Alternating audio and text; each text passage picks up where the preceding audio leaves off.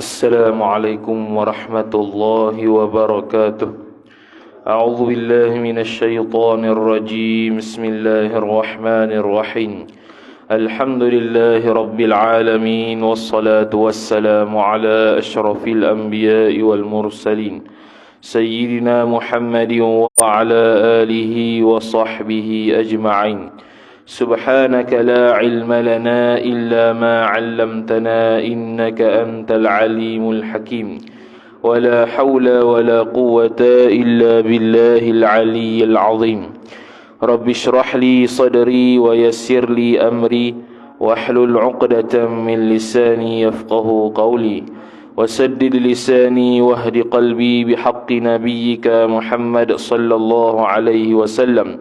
اللهم أغننا بالعلم وزينا بالحلم وأكرمنا بالتقوى وجملنا بالعافية. نوينا التعلم والتعليم والتذكر والتذكير والنفع والانتفاع والإفادة والاستفادة والحث على التمسك بكتاب الله وسنة رسوله صلى الله عليه وسلم، ودعاء إلى الهدى والدلالة على الخير ابتغاء وجه الله مرضاته وقربه وثوابه سبحانه وتعالى. آمين يا رب العالمين. Kitab Ad-Durrul Thamin, muka surat 64 baris 5 daripada atas. Wa qala Syekhul Musannifu rahimahullahu ta'ala wa nafa'ana Allah bi'ulumihi wa bi'ulumikum wa bi'ulumi masyayikhina fid darain. Amin ya rabbal alamin. Kata pengarang Syekh Daud bin Abdullah Al-Fatani rahimahullahu ta'ala, faidatun, ini satu faedah. Maka wajib kita i'tiqad yang terlebih afdal segala anbiya dan segala rasul itu Nabi Muhammad sallallahu alaihi wasallam dengan itlaq. Kemudian maka Nabi Ibrahim, maka Nabi Musa, maka Nabi Isa, maka Nabi Nuh, maka Nabi Adam alaihim salam. Jadi sambung perbahasan berkaitan dengan tingkatan-tingkatan ataupun pangkat-pangkat manusia, level dan darjat manusia-manusia atas alam ni, ataupun makhluk-makhluk Allah Ta'ala atas alam ni. Maka dia kata, maka wajib kita i'tiqad. Wajib makna kalau tak i'tiqad dosa. Wajib kita i'tiqad yang terlebih afdal segala anbiya, segala nabi-nabi dan segala rasul itu Nabi Muhammad sallallahu alaihi wasallam. Nabi sallallahu alaihi wasallam dipanggil khatamun nabiyyin ataupun khatimun nabiyyin. Khatamun nabiyyin nisbah Nabi sallallahu alaihi wasallam ialah perbendaharaan berbanding nabi-nabi yang lain. Mana maha nabi ni khatam macam cincin tu. Kalau Nabi SAW dipanggil khatimun nabiyyin, maksudnya penutup bagi segala nabi-nabi. Boleh baca dua lah. Kemudian bila sebut yang terlebih afdal tu Nabi SAW tu dengan itlaq, tanpa qaid. Dengan itlaq secara mutlak, tidak dibandingkan dengan mana-mana, Nabi SAW yang paling afdal. Nisbah akhlak dan nisbah tubuh badan, zahir dan batin. Dia panggil khalqan wa khuluqan. Ciptaan Nabi SAW sempurna, khuluqan, akhlak Nabi SAW juga sempurna. Kemudian maka Nabi Ibrahim, lepas pada tu Nabi Ibrahim alaihi salam. Digelarkan dulu sebagai dulu masa pemerintahan ataupun ketika Nabi Ibrahim alaihi salam menjadi seorang rasul. Nama agama Islam dipanggil sebagai millah lah, millah satu jalan. Padahal Islam juga. Sampai tu ajaran sesat millah Ibrahim. Agama Ibrahim lah kononnya. Padahal agama Ibrahim yang dimaksudkan tu Islam juga. Nabi Adam, start daripada Nabi Adam AS sampai Nabi SAW, nama agama sama belaka Islam. Cuma cara pelaksanaan dan syariat berubah-ubah. Maka Nabi Musa AS selepas pada tu, lupa, Nabi Ibrahim AS digelar sebagai Khalilullah. Nabi SAW digelar sebagai Habibullah. Habib ni ialah orang yang dicintai Allah Ta'ala. Khalil juga kekasih Allah Ta'ala, tapi Habib ni lebih tinggi daripada Khalil darjah dia. Jadi Nabi Ibrahim alaihissalam digelar sebagai Khalilullah, Nabi sallallahu alaihi wasallam digelar sebagai Habibullah. Kemudian maka Nabi Musa alaihissalam, Nabi Musa digelar sebagai Kalimullah, orang yang bercakap dengan Allah Subhanahu wa taala tanpa wasilah Jibril. Tu Nabi Musa alaihissalam. Maka Nabi Isa alaihissalam, lepas pada tu Nabi Isa alaihissalam pula, iaitu Nabi yang digelar sebagai Ruhullah. Nabi Isa alaihissalam antara salah seorang Nabi yang masih hidup sehingga sekarang, ada di atas langit tu. Jadi empat orang Nabi dan Rasul yang masih hidup sampai sekarang. Pertamanya Nabi Isa alaihissalam, yang kedua Nabi Idris alaihissalam. Nabi Idris alaihissalam dan Nabi Isa alaihissalam dua-duanya ke atas langit tu. Yang masih hidup atas dunia ni pula ialah Nabi Khadir alaihissalam, dan yang keempat Nabi Ilyas alaihissalam. Cumanya tak diketahui mana dia. Nabi Khadir alaihissalam berlaku khilaf ulama mati ke tak. Jumhur ulama, majoriti ulama kata masih hidup. Minoriti ulama kata sudah mati. Bagi pandangan yang mengatakan masih hidup, mati bila? Mati ketika diangkat Quran. Ketika di akhir zaman, sebelum kiamat tu akan diangkat Quran satu-satu, maka Nabi Khadir alaihissalam pun mati ketika tu. Kemudian kata musannif rahimahullah taala, maka Nabi Nuh alaihissalam, Nabi Nuh alaihissalam antara rasul yang pertama yang berdakwah selepas kesesatan umat, selepas kematian Nabi Adam alaihissalam. Rasul yang rasul pertama yang berdakwah daripada syirik kepada Allah Taala. Tanpa menafikan Nabi Adam alaihissalam Nabi pertama, rasul pertama. Tapi waktu Nabi dan Rasul tu, Nabi Adam alaihissalam jadi Nabi dan Rasul tu, keluarga dia ialah 40 orang anak tu. 40 orang anak Nabi Adam alaihissalam. Lepas tu beranak sampai ke sudahlah. Nabi Adam alaihissalam umur dia 1000 tahun. Nabi Nuh alaihissalam umur dia 950 tahun. Tu dia. Kalau kita tak sampai umur 100 pun puas dah hidup. Kalau dia 950 tahun untuk dakwah orang, dapat 80 orang.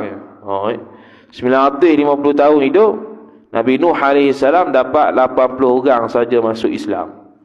Itu disebut dalam Maka Nabi Adam alaihissalam, Nabi Adam dia panggil sebagai Abul Bashar, bapa segala manusia. Abu, bapa, al-Bashar, manusia, bapa bagi segala manusia. Habis. Maka segala rasul yang tinggal lepas daripada 5 atau 6 ni, 1, 2, 3, 4, 5, 6, lepas daripada Nabi Adam, siapa yang lebih afdal? Iaitu rasul-rasul yang lain. Jadi jumlah rasul kita dah kata dari itu, pandangan mu'tamadnya tawakuf, wallahu a'lam, berapa jumlah rasul yang sebenar.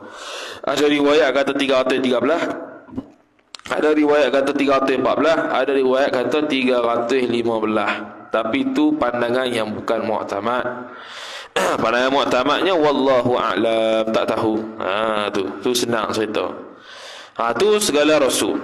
Maka segala anbiya, lepas pada tu segala nabi-nabi yang bukan rasul. Sebab rasul mesti nabi, tapi nabi tak mesti rasul. Jadi selepas rasul yang merupakan nabi, kemudian lepas pada tu nabi-nabi yang bukan rasul. Nabi-nabi yang bukan rasul ni lagi banyaklah jumlah dia, beribu-ribu. Tu pun atas pandangan mu'tamad, wallahu a'lam, tak tahu berapa jumlah sebenarnya.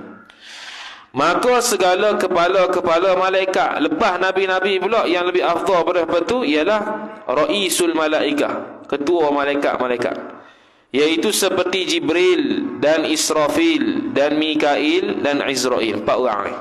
4 orang ni dia panggil raisul malaikah, ketua malaikat. Jibril boleh panggil Jibril, boleh panggil Jibril. Ada qiraat baca Jibril, ada qiraat baca Jibril.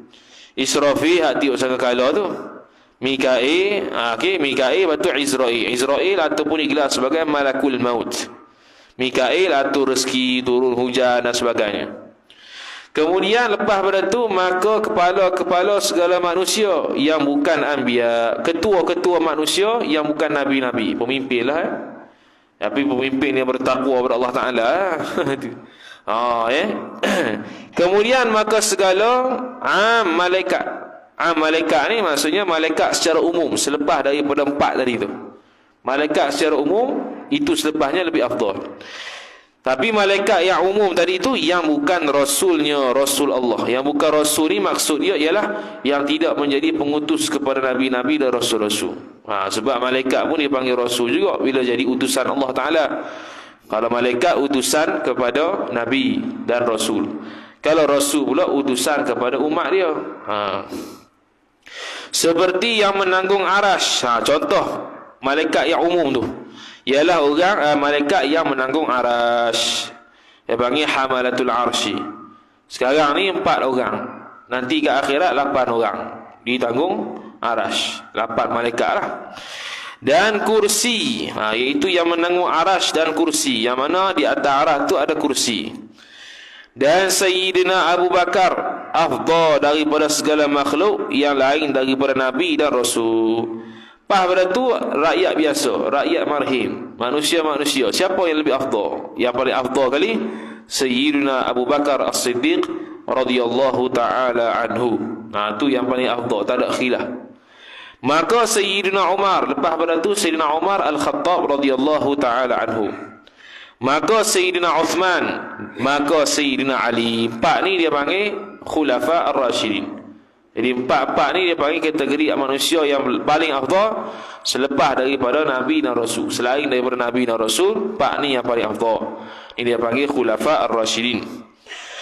Maka 6 orang yang mencukup 10. Yang ni lepas pada tu 6 orang yang tambah 4 ni. Iaitu siapa dia? Al-Mubashirina bil Jannah. Orang yang diberikan kabar gembira dengan syurga. 10 orang sahabat. Jadi antara 10 orang sahabat tu 4 Khulafa Ar-Rasyidin, baki lagi lepas itu 6. Dengan 4 dahulu, yakni dengan 4 dahulu iaitu Sayyidina Abu Bakar, Sayyidina Umar, Sayyidina Uthman, Sayyidina Ali. Orang yang dijanji dengan syurga. Lepas pada itu siapa dia? Iaitu Talhah bin Abdullah. Ini orang yang dijanjikan syurga nombor 5. Dan Zaid ibn al-Awwam dan Abdul Rahman bin Auf. Abdul Rahman bin Auf seorang businessman.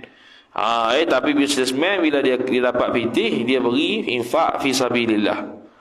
Dan Abdul Rahman bin Auf, kalau dalam hadis masyhurlah dengan cerita dia ni infak semua harta ataupun semua dagangan yang sampai daripada Mesir kerana terlepas takbiratul ihram bersama Nabi sallallahu alaihi wasallam. Tak pernah tinggal mayang jemaah, tapi tertinggal takbiratul ihram bersama Nabi. Jadi dia kafarahkan diri sendiri, dia bagi habis semua dagangan yang sampai pada waktu subuh. Sehingga dia terlepas takbiratul ihram bersama Nabi waktu subuh. Dia tanya Nabi SAW, dah kalau aku ni pergi sedekah gini, memadai ke tak ganti takbiratul ihram yang pertama tu? Tak memadai. Dia pun kata kalau aku bebas hamba memadai tak memadai juga. Bahkan kamu beri langit dunia pun tak beri belaka. Tak sampai belaka. Sama macam takbiratul ihram yang pertama bersama tu imam. Dia hampir nak sedekahkan semua dagangan yang sampai pada waktu pagi sebelum subuh tu, kalau terlepas takbiratul ihram bersama tu imam pada subuh hari pertama sampai dagangan dia. Dan Sa'ad bin Abi Waqqas lepas pada tu. Dan Sa'id bin Zaid dan Abu Ubaidah ibn al-Jarrah. Tu 10 orang yang dijanjikan syurga kepada dia oleh Nabi SAW. Kemudian lepas pada tu Ahlu Badar. Ahli Badar 313 orang. Boleh cek kitab-kitab sirah nama-nama dia. Dan nama-nama Ahlu Badar tu antaranya 10 orang ni lah. Lepas tu bakinya Ahlu Badar yang lain. 313 lebih kurang orang yang berperang di perang Badar Kubra lah. Badar sini Badar Al-Kubra, perperangan besar ketika bulan Ramadan yang ditentang musuh yang sangat banyak tapi tetap menang kerana dibantu oleh para malaikat. Maka ahli Uhud, sehingga kan Nabi SAW berdoa, sehingga nampak ketiak Nabi SAW. Kemudian kemudian Sayyidina Abu Bakar As-Siddiq radhiyallahu taala anhu heran, kenapa Nabi SAW berdoa sehingga begitu, sedangkan Nabi SAW sudah tahu esok dia bakal menang. Bahkan Nabi SAW tahu siapa mayat yang akan duduk sini, siapa mayat yang akan mati di sini. Dia sebut satu-satu nama. Tu. Maka ahli Uhud, lepas pada tu puak-puak yang menyertai peperangan Uhud.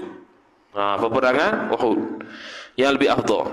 Maka selepas pada tu pula yang mengambil bai'atir ridwan di Hudaybiyah. Ini pada peristiwa Fathu Mekah.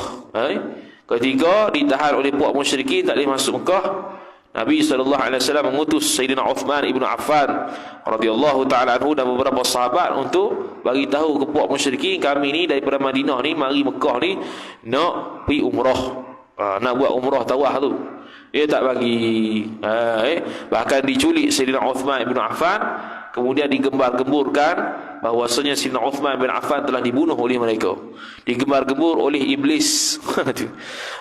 Sehingga berlakulah sedikit peperangan di situ. Kemudian Nabi SAW ada yang menawan puak-puak mereka, puak-puak kafir, ada yang kena tawan, dan mereka juga ada yang menawan sebahagian daripada sahabat Nabi SAW. Maka mereka tidak berpatah balik, maka terjadilah bai'atur ridwan. Perjanjian sumpah setia dengan Nabi SAW tak akan patah balik. Sehinggalah puak-puak kafir ni takut bila ada peristiwa bai'atur ridwan ni, sehingga diutuskan kepada seseorang, kepada Nabi SAW, memberitahu keadaan sebenar bahawasanya Sayyidina Uthman bin Affan radhiyallahu ta'ala anhu tidak dibunuh. Maka disuruh untuk kembalikan Sayyidina Uthman bin Affan dan beberapa sahabat yang kena tawan, dan memberi kembali mereka orang-orang kafir yang kena tawan daripada Nabi SAW kepada mereka semula.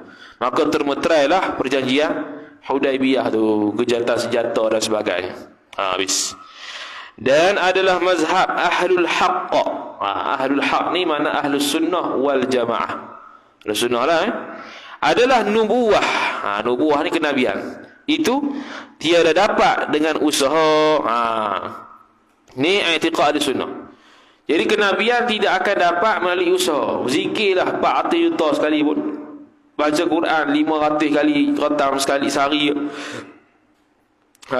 masuk daurah 40 hari, tak ada. Dia tak ada jadi Nabi. Dia tetap jadi paling-paling kurang wali. Dia baca Quran 500 kali, tak ada. Dan Imam Nawawi rahimahullah ta'ala sebut dalam kitab At-Tibyan, paling banyak sekali dia pernah jumpa orang khatam Quran 8 kali. 8 kali sehari. 8 kali sehari kalau dalam Ramadan tu 8, 16, 24, 240 kali. Tu dia. Manusia ke apa tu? Imam Syafi'i radhiyallahu ta'ala anhu khatam dalam bulan Ramadan 2 kali sehari. Paling sikit sehari sekali. Dan hanya pemberian.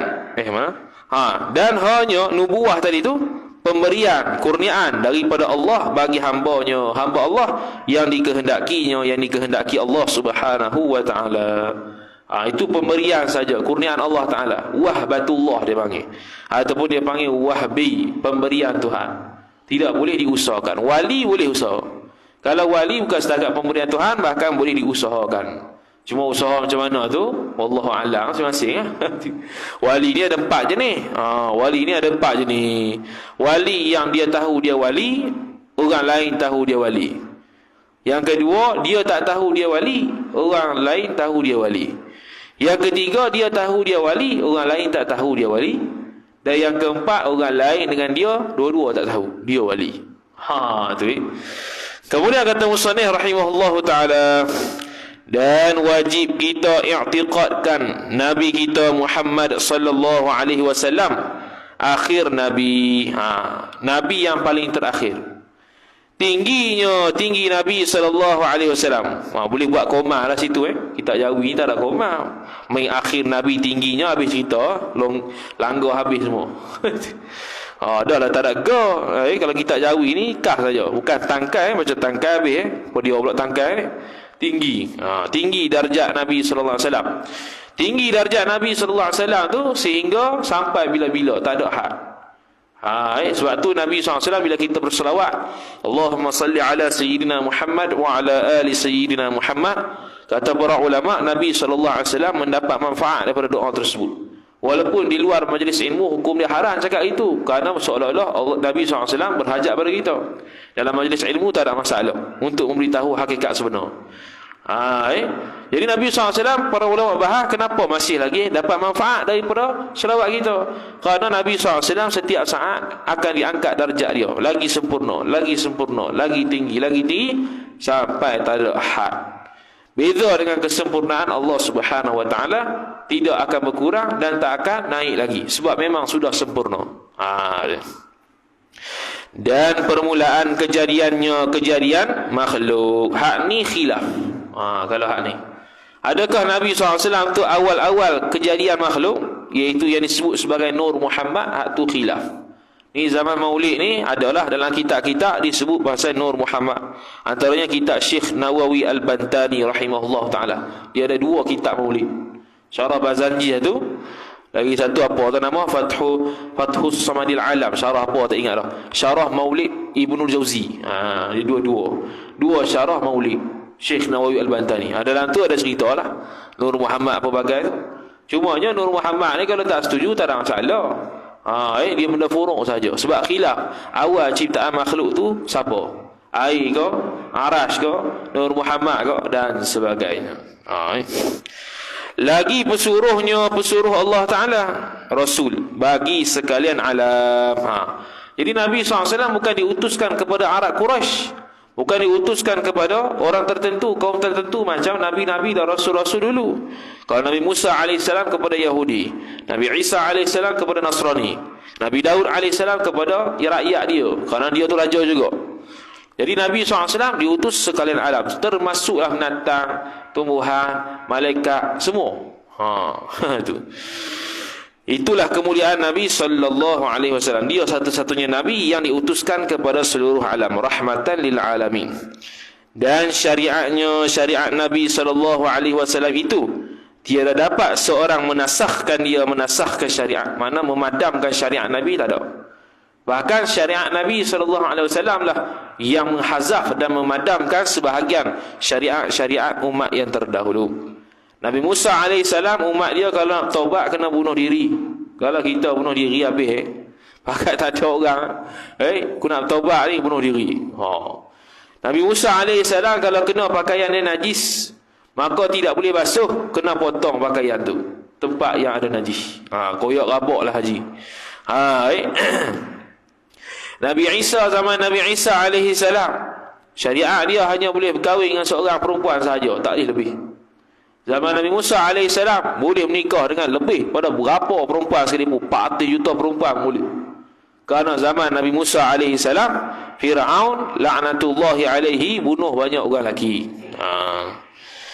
Dan berkekalan hingga hari kiamat. Syariat Nabi SAW kekal sampai hari kiamat. Jadi tidak timbul isu ahlul fatrah, tak ada. Ahlul fatrah tak ada dah. Ahlul fatrah tidak akan ada selagi mana syiar Islam berkembang. Kecuali kalau dia tidak dapat syiar Islam. Syiar Islam bukannya ada orang mari dakwah, bukan. Syiar Islam ni luar. Sebab tu kalau mengaji kitab fiqh disebut syiar Islam tu. Syiar Islam ni apa dia? Azan. Bila orang kafir dengar azan, mana sudah sampai Islam pada dia, cuma dia tak pergi. Dia tak tolong tanya. Dia tak tahu. Dia tak tahu nak tanya siapa, ataupun dia tak tanya. Dia tahu dah tapi tak tanya. Antara syiar Islam masjid, orang akan tahu kata ni perkampungan orang Islam. Antara syariat Islam lagi ialah sembahyang hari raya. Syiar Islam tu, syiar hari raya, takbir ramai-ramai di pasar. Asalnya takbir mursal yang hari raya, malam raya tu. Takbir di jalanan, takbir di pasar, takbir di masjid-masjid. Riuh lah. Tu kalau pergi Indon, gila. Kalau Indon malam raya tu habis, utah habis. Satu jalan raya, semua. Tu takbir saja. Tu dia panggil syiar Islam sudah sampai. Kalau orang kafir nampak benda tu. Tu maksud syiar Islam. Bukan nak suruh orang pergi depan rumah dia, ketuk Assalamualaikum. Tak payah. Tu. Ataupun dia ada TV, ada kedengaran azan kau, ada kedengaran nama Allah dan Muhammad kau, tu dah sampai Islam dah tu. Cuma dia tak masuk Islam. Dan harus dinasahkan, dimansuhkan, setengah syariat akan setengah yang lain. Hak ni syariat Nabi, ada yang mansuhkan syariat Nabi yang terdahulu. Contoh tadilah, baik, Nabi Musa AS zaman dia kena bunuh diri kalau nak bertaubat. Sekarang tak payah dah, istighfar, taubat dengan syarat-syaratnya sudah memadai. Dan adalah syariatnya, syariat Nabi SAW itu menasahkan, menghapuskan segala syariat Nabi-Nabi yang dahulu-dahulu. Nabi Musa, Nabi Isa, Nabi Daud, Nabi Adam. Nabi Adam dia kahwin sama adik-beradik. Kita tak boleh dah lah, orang kahwin adik-beradik habis. Selaru nasab. Dan wajib pula kita i'tiqadkan Isra' Nabi daripada Al-Masjidil Haram kepada Al-Masjidil Aqsa. Wajib. Siapa yang mengingkari Isra' Nabi, hukum dia kafir. Sebab disebut dalam Al-Quran, Subhanalladzi asra. Asra tu peristiwa Isra'. Bila sebut dalam Quran, maka dia tu dalil qat'i. Dalil yang putus, mutawatir riwayat dia. Maka tak ada khilaf kata berlaku atau tidak Isra' ini. Maka siapa ingkar Isra', hukumnya kafir. Kemudian Mi'raj, dia angkat Nabi SAW daripada Al-Masjidil Aqsa hingga ke atas Sidratil Muntaha, sehingga ke Sidratil Muntaha. Sidratil Muntaha tu sebelum daripada arah. Kita pun tak nak urai kot, Sidratil Muntaha bukan Nabi pun. Itu Mi'raj. Siapa ingkar Mi'raj, hukum dia fasik, bukan kafir. Sebab dalam Quran tak sebut Mi'raj. Dalam hadis mutawatir pun tak ada Mi'raj. Hanya ada hadis sahih sahaja yang tidak sampai tahap mutawatir. Jadi orang yang mengingkari hadis sahih ni, hukum dia fasik. Kepada tempat, betul, hingga ke atas Sidratul Muntaha, kepada tempat yang dikehendaki Allah Ta'ala. Tu sampai ke arah lagi, sampai melihat Allah Subhanahu Wa Ta'ala dalam keadaan tidak bertempat, tidak berarah, tidak di situ, tidak di sini, tidak berjisim. Ni orang yang awak sana tak akan terima. Kok mana kamu boleh melihat satu benda yang tak ada kaifiat? Dia ikut kepala otak dia, habis cerita. Seperti wajib kita i'tiqadkan akan kelepasan Siti Aisyah. Ni wajib kan ni. Wajib juga kita i'tiqad akan kelepasan Siti Aisyah, bebasnya Siti Aisyah, isteri Nabi SAW. Siti ni asal daripada ringkasan Sayyidatina. Ringkas jadi Siti. Daripada tuduh oleh orang yang dusta, orang munafik. Jadi ada zaman ketika dituduh Sayyidatina Aisyah radhiyallahu ta'ala anha berzina. Berzina dengan seorang sahabat. Maka orang pun sampaikan berita tersebut kepada Nabi SAW. Sebab Sayyidatina Aisyah tu dengan seorang sahabat tu sama-sama mencari perhiasan yang Sayyidatina Aisyah terjatuh kat mana, tolong cari sama-sama. Maka orang munafik ni buat cerita, kata mereka berdua ni berzina. Maka sampailah berita tersebut kepada Nabi SAW. Apa tindakan Nabi SAW? Nabi SAW tak marah, tak apa, tak redak budak. Diam selama sebulan lebih kurang. Sehinggalah turun firman Allah Subhanahu Wa Ta'ala yang membuktikan bahawasanya Sayyidatina Aisyah tak berzina. Barulah Nabi SAW cakap balik.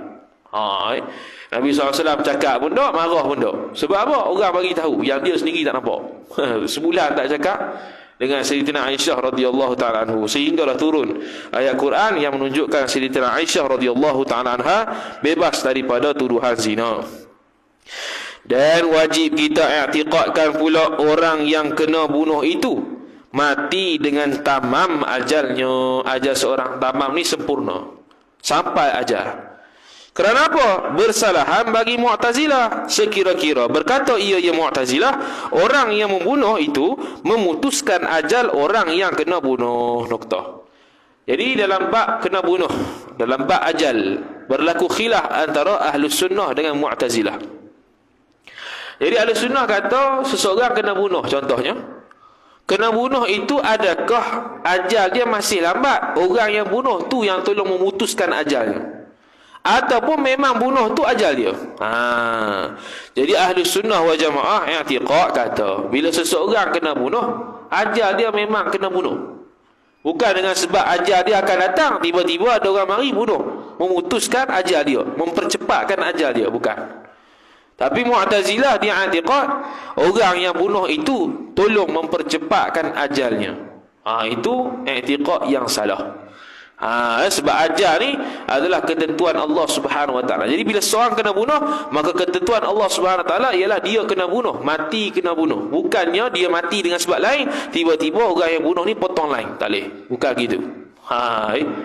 Ni i'tiqad Ahlussunnah yang bersalahan dengan Mu'tazilah. Dan wajib kita i'tiqadkan pula tiap-tiap seorang itu disempurnakan rezeki diri seorang, sama ada halal atau haram. Hak ni pun beza juga dengan Mu'tazilah. Mu'tazilah kata benda haram tu bukan rezeki. Kita Ahlussunnah, halal ke haram dipanggil rezeki. Rezeki ni satu pemberian Allah Subhanahu Wa Taala kepada seseorang. Bila habis rezeki, matilah dia. Kalau orang mati itu makna habis rezeki itu. Habis dah ketetapan rezeki pada dia, sama ada umur, kebajikan, makan, minum, ruh dan sebagainya, habis rezeki. Orang mati itu ialah orang yang sudah habis rezekinya, telah ditetapkan Allah Ta'ala sejak azali. Maka dinamakan keduanya halal dan haram itu rezeki. Dan tiada tasawur. Tiada tasawur ni tiada tergambar bahawa tiada memakan akan rezekinya seorang. Tak boleh tergambar. Macam mana seseorang itu tidak boleh makan rezeki sendiri? Contoh, dia makan benda haram. Adakah kita kata dia tak makan rezeki dia? Lepas tu dia makan apa benda tu? Kalau benda tu haram. Kalau kita kata benda haram tu bukan rezeki, kalau dia makan benda haram, dah dia makan rezeki ke makan apa tu? Jadi dalam kepala otak kita tidak boleh tergambar, tidak boleh terima kata dia tu tak makan rezeki dia walaupun benda itu haram. Tak boleh. Walaupun benda itu haram, mesti kita kata dia tengah memakan rezekinya tapi yang haram, dengan jalan yang haram, dengan kerja kau, dengan makanan kau. Atau ia seorang memakan akan rezeki orang lain. Rezeki orang lain, tak boleh juga kita kata gitu. Rezeki orang lain, bila orang lain, makna orang lain tu yang akan makan rezeki dia. Dia tak boleh ambil rezeki orang lain. Contoh, kita beli makan, beli nasi ayam. Nasi ayam RM7 contohnya. Kita pun makan. Allah Ta'ala tetap sejak azali 2 suap tu ialah milik kucing. Contohlah, sejak azali Allah Ta'ala sudah tetapkan 2 suap daripada nasi ayam yang kita beli tu untuk kucing. Kita pun makan, tersedak, tersembuh lah. Tersedak, tersembuh. Lepas tu kucing pun mari makan. Allah Ta'ala tetap sejak azali itu rezeki kucing, bukan rezeki kita tu. Bukannya maksud kita ambil makan rezeki kucing tu, bukan. Rezeki kita ialah makan baki daripada 2 suap tu. Yang 2 suap tu ialah rezeki kucing. Tidak ada istilah makan rezeki orang, tak ada. Rezeki masing-masing sudah Allah Ta'ala sempurnakan sejak azali. Sekarang ni tinggal untuk realisasikan sahaja rezeki itu. Allah beri berapa dan berapa dan berapa. Kalau banyak, kalau sikit-sikit. Tu.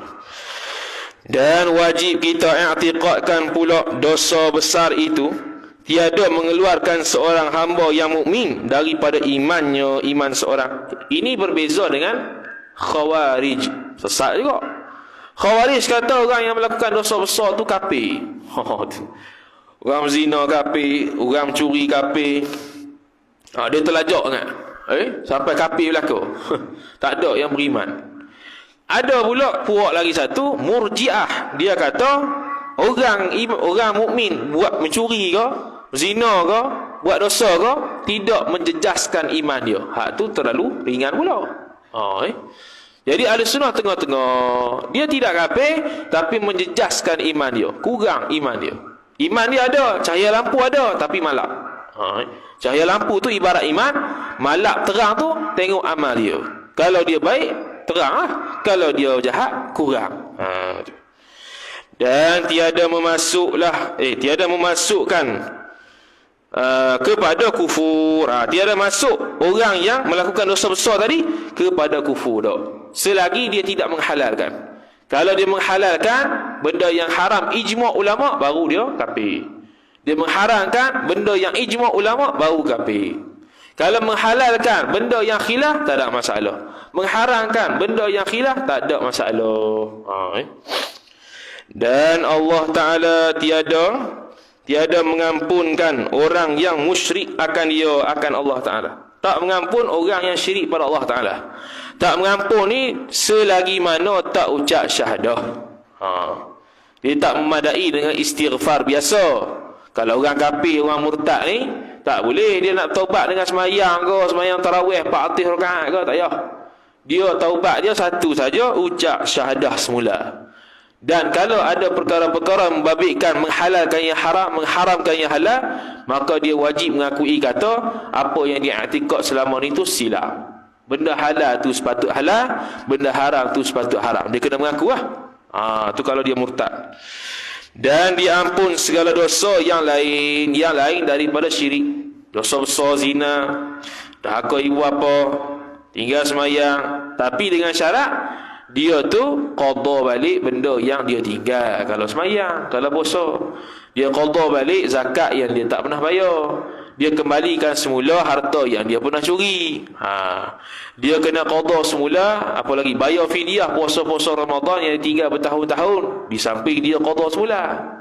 Jangan kata istighfar ya selesai masalah. Senang lah. Hutang Allah Ta'ala macam hutang dengan makhluk lah. Hutang dengan makhluk orang nak halal payah. Kalau beribu-ribu dah pinjam tu, kalau RM1 2 tak apa. Ni beribu-ribu, sejuta contoh pinjam. Orang nak halal pun sakit kok. Dan harus bagi Allah mensiksakan akan hamba Allah dengan dosa kecil. Allah nak mensiksakan hamba Allah Ta'ala yang buat dosa kecil, boleh tak? Boleh.